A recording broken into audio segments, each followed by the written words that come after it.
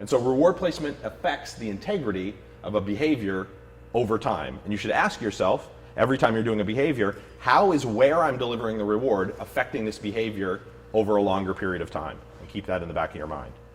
The other thing that we do is we release the dog or reward the dog in place, depending on the behavior we're doing, but also depending on motivation, right? So we have other concerns. So I may have concerns that are at odds with each other. So my concern is stability and integrity of the behavior I'm teaching.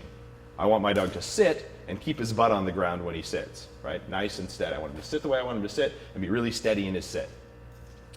But if I continue to go back and reward him in place all the time, that's not so motivating. So if my dog, and I can only do that with food, I can't go back and reward a dog while he sits with a toy, right?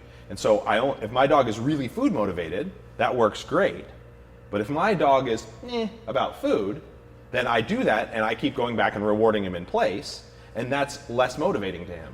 So his sits are nice and stable, but maybe they're a little slow. Maybe he's a little less focused than he could be because he's not so motivated for somebody handing him a piece of food. And so what is good for one aspect of this, stability in the behavior, may be bad for another, the dog's motivation. So we get the dog to sit, and then I release the dog out of the sit to come get a reward. That's more motivating. Of course, that affects the long-term integrity of your sit. Your sits aren't going to be as good. So now your dog sits quickly with energy, wants the reward, he's motivated, he's focused, but he hovers his butt a little bit off the ground in readiness to go. Now he's like, I'm going to go. And so now he doesn't sit all the way down.